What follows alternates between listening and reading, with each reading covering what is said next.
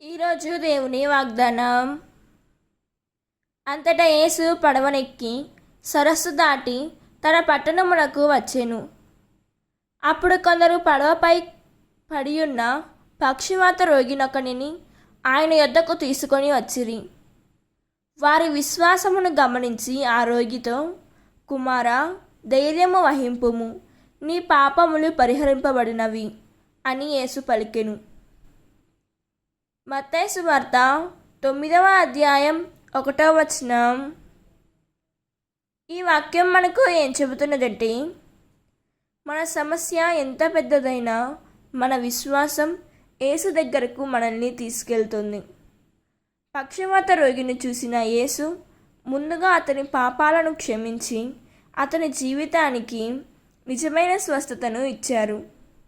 ఈరోజు కూడా యేసు మనతో ధైర్యము వహింపుము అని చెబుతున్నాడు. విశ్వాసంతో ఆయనను ఆశ్రయిస్తే ఆయన క్షమ, శాంతి, స్వస్థత, నూతన ఆశను అనుగ్రహిస్తాడు. దేవుడు ఈ వాక్యం వింటున్న ప్రతి ఒక్కరిని దీవించునుగాక. ప్రార్థన.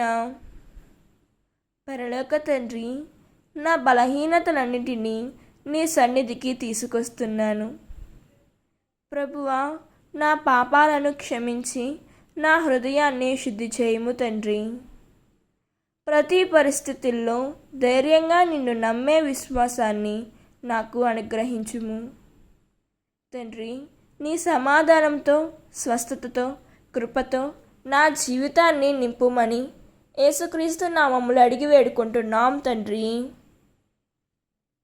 ఆమేన్. God bless you.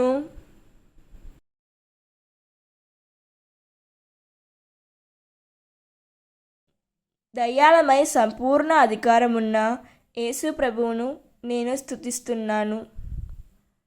నా జీవితంలో భయం, బంధనం, పాపం, చీకటి శక్తులు ఏమైనా ఉంటే వాటన్నిటి నుండి నన్ను విడుదల చేయుము తండ్రి.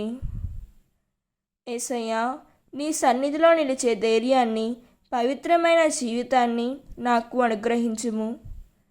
నా కుటుంబాన్ని నీ రక్షణలో కాపాడుము తండ్రి. Amen. God bless you.